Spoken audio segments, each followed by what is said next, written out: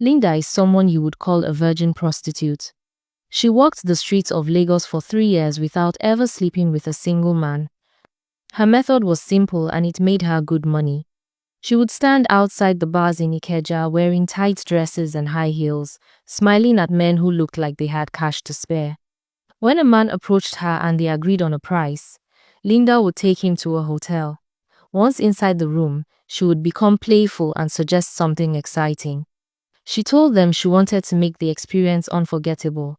She would pull out handcuffs from her bag and promise to do things that would blow their minds.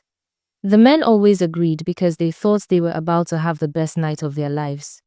Linda would cuff their hands to the bedpost first, then their legs. She made it look sexy and professional. The men would be lying there, excited and helpless, waiting for what came next.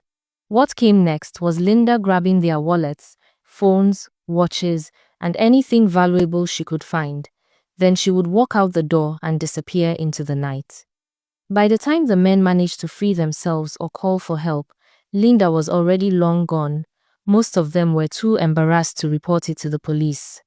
How would they explain they were trying to sleep with a prostitute and got robbed instead? Linda preferred older men because they had more money and were easier to trick. They were usually married businessmen who could not risk their wives finding out. Sometimes younger guys fell for her trap too, but they were more trouble because they would get angry and try to find her.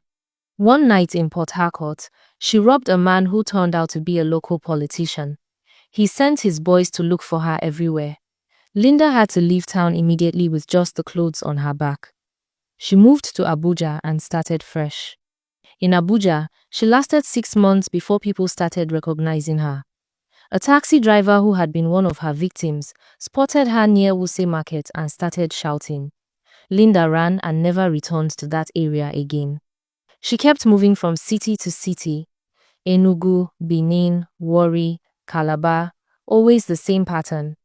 Find men, promise pleasure, tie them up, take their money, and run. She told herself she was smarter than everyone else. She never hurt anyone physically, she reasoned. She just took what they were willing to spend anyway. But Linda knew the truth. One day her luck would run out.